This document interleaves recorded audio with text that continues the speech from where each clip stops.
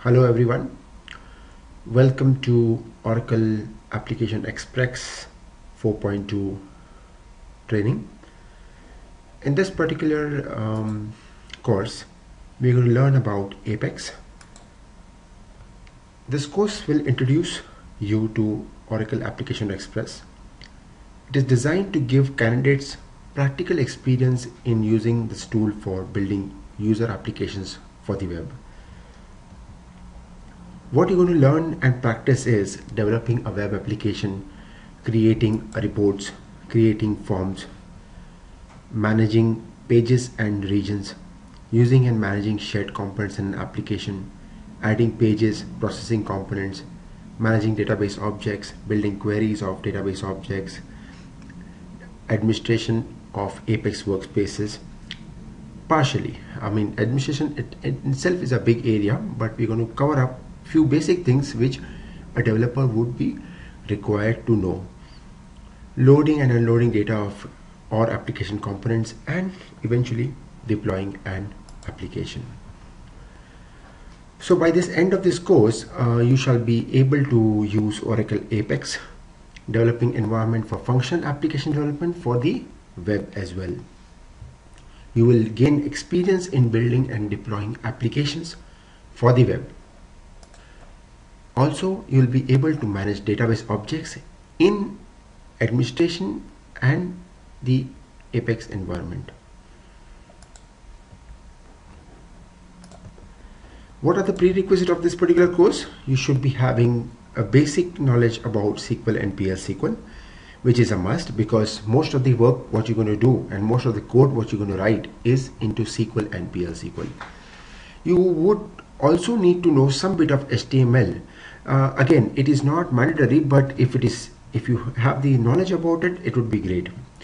And some bit of knowledge about JavaScript. Again, it's not an essential one. So we have around 5 days of training course, and each day is divided into various sessions. So this is the course slide for day 1, where we're going to have around 4 sessions. First is the introduction. Then we talk about the maintaining database objects using SQL workshop. We also talk about building database applications and creating reports. Each day has a session called hands-on, which is to be done typically by the developers or the candidates who are taking this particular course, so that they can practice what are the things which we have learned during the course of the sessions. So normally it is supposed to be done offline, and that is what the candidates are expected to do as well. So let's start with the basic concept about Oracle Apex. Apex was formerly called as HTML-DB, and it was a rapid web development application tool built into Oracle database. Usually with only a web browser and limited programming experiences, you can develop and deploy professional applications that are both fast and secure. Apex combines the quality of a personal database productivity, ease of use, and flexibility with the qualities of an enterprise database: security, integrity, scalability, availability, and built for the web. Apex is a tool, web-based application, and the application development environment is also conveniently web-based. So if you look at the history, how it has evolved, in 2004 it started with the first release of HTML-DB 1.5 release, and then gradually it moved on to 1.6, where they included the themes also, and then in 2.0 they included SQL workshop. During the course of this particular releases, they identified that HTML-DB did not catch the real name to the end users or the developers, or to the industry. So they thought probably changing the name of HTML-DB to a shorter name called Apex. So they started calling as Oracle Application Express, and that was the first release, which is 2.1 in 2006, which they released, called XE. And then eventually it started building up on the various features and components are adding, and it grew up to 2.2, 3.0, 3.1, 3.2. And 3.2 was one of the most stable and most powerful version of Apex in those times, in 2009. And then gradually they moved on to a major release, which was 4.0, where it included web sheet, dynamic actions, plugins, and RESTful web features. These particular features gave a significant improvement over the tool which Oracle had built internally, and then it made it as a official sellable tool. So as we already talked about, it has been quite a long time, and even longer than what we would be knowing it. They normally had developed it for internal use, but then they started as using as a sellable component or a sellable tool to the end customers. So what are the Apex usages? Apex is a productive tool to build applications that report on a database data. Reports are typically hypertext links with other reports, allowing users to navigate through database data in the same way as they would have navigated the websites. In websites, typically you will have hyperlinks, you will have buttons, checkboxes, radio buttons, etc. Everything is also possible in Apex. Columns in reports can be easily linked to other reports, charts, and data entry forms, and it's all done declaratively. An extensive charting engine allows SQL queries to be represented graphically, and that allows data to be more effectively communicated. Apex is also very adept at editing database data and supports a large number of declarative forms, controls including radio groups, checkbox, select list, shuttles, text editors, and date pickers. As I was mentioning earlier, that these are the components which you can typically use, and you can make the users these features available, and they can use those features along with the pages. So the entire focus of Apex 4 was to make development of rich interactive Web 2.0 applications easier by making process as declarative as possible. So Apex 4 has introduced so many new features, indeed new ways to attack problems. This was earlier very difficult to do that in prior to 4.0, but since 4.0 onwards it has become quite advanced. Apex 4.0 also gave dynamic actions, provide a way you to define client-side behaviors, enabling, disabling fields or regions declaratively without JavaScripts. An improved charting engine also gave us the usage of various charts like such as gauges, maps, Gantt charts, etc. And one of the other features which they gave is about the team development, where you can monitor your bugs, you can track your bugs, milestones, and so on. And another major feature was web sheets, which provide a fast and direct way for end users to gather and share information without IT intervention. So a typical example would be like Wikipedia, like where the users can edit their own contents, write their own contents, and so on, or maybe a blog. So web sheet provides this typical kind of an environment for the end users. If we just look at the architecture about how Apex looks like, you have a web browser, you have a web listener, and you have a database, and the database is having metadata inside, which is querying and retrieving information from your database, okay, based on the request sent by the web browser. So typically 3-tier architecture is what you look at it. The end client can be any browser located from any location. It may be from any device. It may be from a mobile device. It can be from an iPad or any other portable devices, including your laptops and your client machines, which will send a request through the URL to the web listener and to the server, which is located somewhere in the cloud or maybe at a location. The request is sent to the database. The database would then query the metadata inside it, and also send you the appropriate request for gathering information from the database, which will eventually go and retrieve the request from the user and then send it back to the end client as a result out. So Apex lives completely within your Oracle database. So what you have is basically one huge Oracle database which has the metadata of Apex plus your data as well. So it is comprised of nothing more than data in tables and large amount of PL SQL code. The essence of Apex is approximately 215 tables and 200 PL SQL objects containing about 300,000 lines of code. More than that basically. So the browser sends a URL request that is translated into appropriate Apex PL SQL call.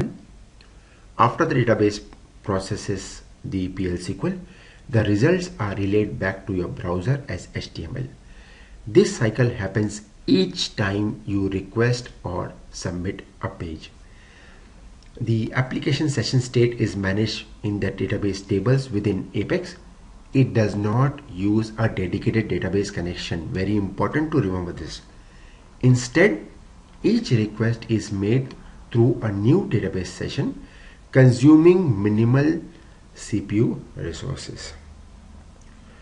So if you look at the architecture, what was there previously and what it is now. So prior to 11.1 Oracle database release, there used to be an Apache server as the middleware. Yeah. So the browser used to send the request to the Apache web browser, Apache middle layer, and the mod PL SQL gateway, which was the communicator which used to communicate between the database and the browser, used to send the request to the database, and the information used to be sent back from the database to the Apache and from there on to the web browser. So prior to 11.1, the administrators or the customers who were using Apex had to also install Apache as a middle layer separately to make it work. Yeah. What they thought since 11.1 is why not embed the PL SQL gateway within the Oracle database so that there is one step less for installation. So what they have done is they have removed the Apache middleware and they have embedded the gateway within the Oracle database database itself. So when you install the Oracle database from 11.1 and future, what it does is it would require a very bare minimum configuration, okay, just setting up the ports or just opening up the port, and it's ready to run and deploy. So as you see in this particular slide, what we have here is you have a web client. It is sending the get method through the URL. The Oracle database would eventually take the request.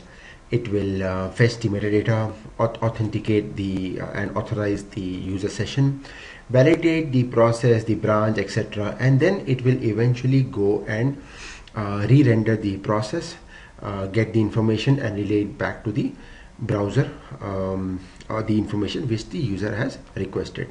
So each request opens, closes database session, does not keep a database session open for each user. Page request or submission processing adds minimum overhead. So when we look at the overview, we have it's called like multi-tenant SaaS, software as a service. Yeah, single Oracle database for multiple applications, virtual private databases, self-service or IT managed provisioning. So we'll look into this particular slide very detailed once we go on to the workspaces. But as of now, just to understand that each workspace would act like a virtual database, and you can deploy multiple applications into a single Oracle database instance of an Apex. Yeah, so that's how it works. And when you talk about a deployment option, you can deploy Oracle Apex for various reasons or various ways. One is as your personal database itself, which is either stored in your laptop or in your PC. You can also put Oracle Apex deployment on your premises of a department in a department server. Say you have one big organization and one particular flow is managed by IT, and IT is using Apex as the tool for their applications, which is fine.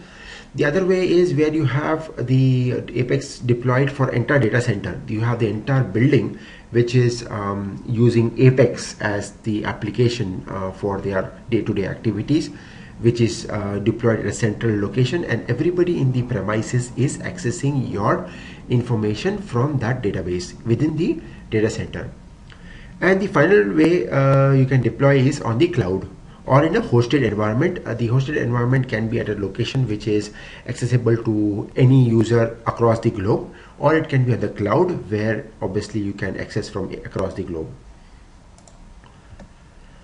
So when you talk about Apex, it has integrated all the applications. You can also link to web services where you can access information from a remote databases through your web services. You can also have a database link through pointing to another database as well.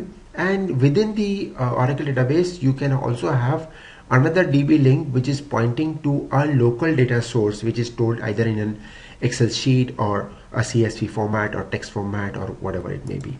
So once you are connected from a web browser to an Oracle database through Apex, then obviously you can use the features of Oracle database itself to further communicate with other information sources and release or show it back to the browser. When we talk about Apex and we talk about reports and reporting, Apex has reports, but they are not those reports which you are normally used to seeing it, like an invoice or a purchase order, etc. Those are the reports which are not available in Apex. You may have reports in Apex which show information on the screen, but you cannot graphically display, or maybe you cannot print it in such a way that it prints as an invoice or like a salary slip, etc. No, it doesn't do that. So to overcome that area, Apex has integrated BI Publisher.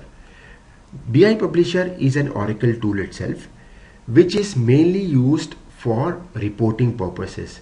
Reporting purposes of you can develop various kind of reports such as purchase invoice, sales invoice, salary slips, and etc. Now these reports can be designed in such a way how you want them to print. Yeah. Now since this tool is Oracle's tool, it is easily integrated with the Apex. Yeah. Now just to let you know that BI Publisher was earlier called as XML Publisher. Yeah. And XML Publisher or BI Publisher is a licensed tool. So when you buy Oracle database, Apex comes free. Apex is a free tool and you can also deploy it freely, but the database is a license. So when you buy Oracle database, the Apex comes free along with it. So to use reporting features, you have to buy BI Publisher also, but there are several tools available which are free, like Jasper reporting, and there is a business intelligence report tooling which is part of Eclipse, which is a Java based reporting tool. Even the Jasper is a Java based reporting tool. Those are free and it can be integrated with Apex, but with little bit of configuration and little bit of learning curve as well. So to use those features, typically Jasper is more popular as far as Apex is concerned, and obviously if you have BI license, then BI is the best to use along with Apex. And what are the targets for this Apex tool? The targets are business users, the end user, the business users who are going to be using the system. Okay, because they want the reporting, the applications to be developed very fast and to be used very effectively and smartly and less expensive. Then you have the rapid application development, which is the where the management wants these applications to be built very fast. They don't want to spend minimum time in development and all that stuff. So the target focus area for Apex tool to sell is as a rapid application development tool. And then you have the enterprise developers who are again want to use the tool as the one of the features where they can incorporate Java and .NET etc. as also part of the Apex development. So these are the three categories of community which Apex is focusing on to sell. And when you look at the out-of-the-box development features, you have the various components such as reports, forms, charts, calendar, templates, navigations. All these features, what you see, they are the features as part of the Apex tool itself, and you can easily build all those features on a click of a buttons. Yeah. And Apex also give you interactive reports where you can, the end user basically can select and filter criterias and save reports, generate reports, customize, filter, group by, all these various things it can do without the intervention of a developer. Means once the report is provided to the end user has a full control over that report, and they can do whatever they want, how they want the data to be displayed. Everything can be managed very easily. When you talk about Apex, Apex was being developed quite a long time, as we know, and Oracle Forms has been one of the most popular tool of Oracle. And if you see earlier days, majority of their customers were using Oracle Forms. It was one of the most stable and one of the most easier to develop and easier to learn as well. So a lot of organizations are now moving from Oracle Forms to a different platform, and Apex is one of the platform which some customers would like to go and are going as well. So what Oracle has done is they have given a conversion tool, okay, a feature where you can convert your Oracle Forms to an Apex screen. Now it's not a one-to-one conversion. I mean, in the sense, what you see is you will not get, okay, what you see in the forms you will not get the same as in Oracle Apex, but it will give you a basic structure to start with. So if you convert your Oracle Forms into an Oracle Apex page, it will give you a basic structure so that you can build upon it and you can redevelop these screens which was there in Oracle Forms. And you also have a feature of dynamic actions where you can declaratively define client-side behavior. JavaScript and Ajax code can be implemented by Apex Engine. No need of expertise in JavaScript and Ajax, and it allows you to show, hide, disable, enable, and you can invoke SQL and PL SQL Ajax calls, remove styles, and all those true or false actions. And these does not require any skill. Basically, it's just through a wizard and a click of a button. Yeah, you can the Apex tool will ask you various questions. You just have to answer them. Based on that, it will automatically write the code for you.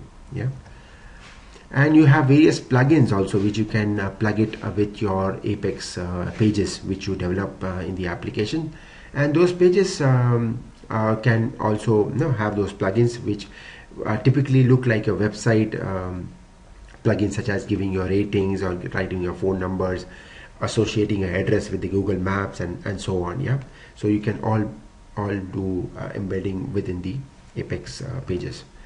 And again, I was talking about web sheets. It allows you to content sharing basically, and we typically talked about your blogs or your Wikipedia, etc. They're in the same lines as what web sheets are. And in the market, you have the various kind of books available to learn. We have a recent release of 4.2 also as a Application Express, but it is on a purchase cost. Yeah, but there are books such as 3.2 and 4.0, which is easily available to download it from the internet. And as we go along to the Apex tool, we talk about the four main components. Yeah, the main components as part of the Apex. Yeah, the application builder, where you can build your applications and various pages in them. Then you have the SQL workshop where you can access tools for viewing and managing database objects. You have the team development, which allows you to track new features, non-feature to-do tasks, bugs and milestones. User can also provide real-time feedback, which they can be categorized into features, to-do tasks or bugs. And administration, where you can links to your workspace administration page. So now we come to the main section of an Apex, which is the workspace. Apex enables a single Oracle database to become a shared workgroup database service. Multiple users can access it using a web browser without installing additional software. So just the browser, it can be from any location, any device, as far as the Apex is hosted on the cloud or accessible through the device which you are using or the machine you are using. So when you talk about the shared work group, we first come to a basic logical area which is called a workspace. The area where you develop application is called a workspace. A workspace is a private virtual database that enables multiple users to work within the same Apex installation while keeping their objects, data and application private. So you have a big Oracle database where you have multiple virtual areas, workspace 1, workspace 2, workspace 3. In workspace, then you have the various applications inside. One workspace, as you see at the picture, you have workspace 1, which has applications A, B and C. You have workspace 2, which has application D. You have workspace 3, which has application E and F. To start with, the first thing you need is a workspace where you can build your applications. The workspace can be, you can link as a development environment. Other workspace can be a UAT environment. The other workspace can be your production environment. So you can distinguish something like this if you want to understand.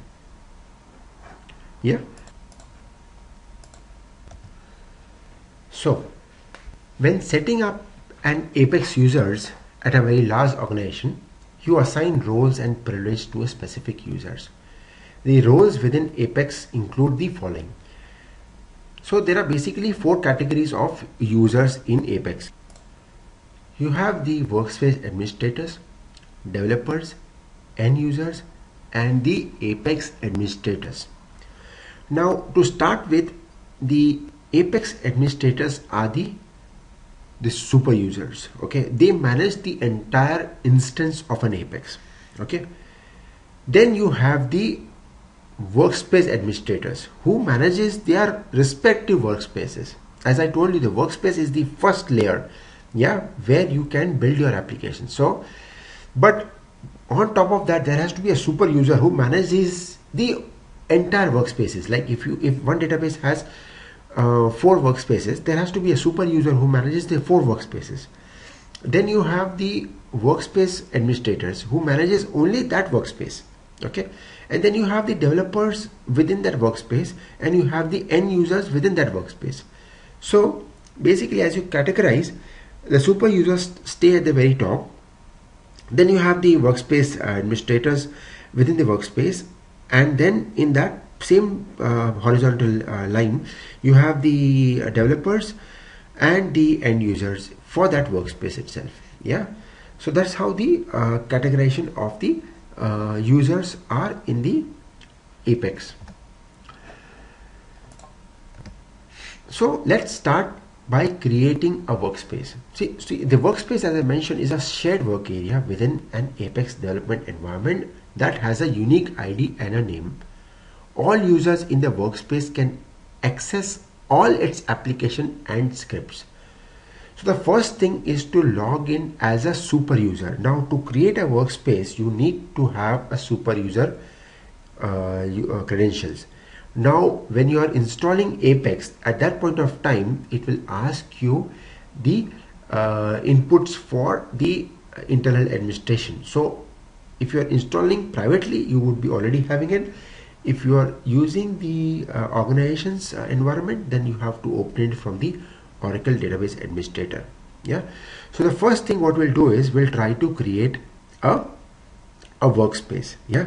So what we'll do is we'll go into our environment and we'll open up the Apex screen, and over here there's an option over here at the very end, as you see, administration. So I'll click on administration and I will go over here and I will use my username and password over here. Typically the username would be admin, and the password would be depending on what environment you have or what you have assigned it, you have to use. So I'm using the account which I have created. Then what you have to do is you have an option of manage workspace. Yeah, you click on the manage workspace and it goes over here. You have various options over here. You have an option of create workspace at the very top. So I click on create workspace and it asks me for a workspace name. So over here I will say demo, say for example, or I'll give a better name over here, say training, say for example. Just keep the workspace ID blank, because it will assign it automatically internally. Yeah, as you see, the asterisk is mandatory one, and training workspace, that's what I can click, and I click on next. Yeah, click on next. And do you want to use existing schema or you want to create a new one? Now typically some developers or some request may require to use an existing schema. Otherwise you can create a new schema and you can use the new schema as part of this workspace. The workspace always has to be associated with a schema, because it has to know from where it has to query all the information from. So the first step is to associate a schema with the workspace. So currently I'm using an existing workspace and my workspace would be HR. How do I know it? Because I know my Oracle database is having an HR schema, but I can also browse for it. So I'm using the HR and I click HR. And once I choose the existing schema, the other fields become disabled, so I don't have to input those fields. Click on next, and then it says identify your administrator. Now administrator is the workspace administrator. Okay, so password I'll give as Oracle so that I can remember, and I can just give us a dummy email address, say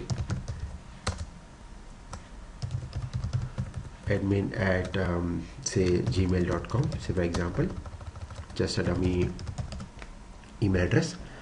And first name, last name is not mandatory, so I'll just click on next, and it will say that this is the training and this is the email address and etc. Are you sure? Yeah, I can click on create workspace and it is creating the workspace. It says workspace training provision with an administrator admin. Now I click on done and I click on the logout option at the very top right corner.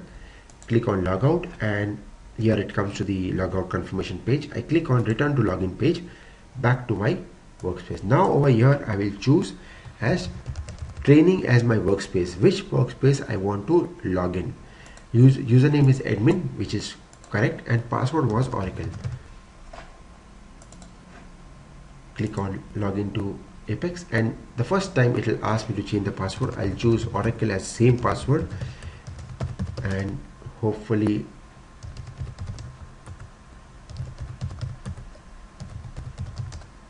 the password has changed. I go back to return, login back again with Oracle. Initially it takes a few seconds more than normally it would take, and here it goes. We have the main screen now, where you have the four main components as we mentioned earlier: the application builder, the SQL workshop, the team development, and the administration.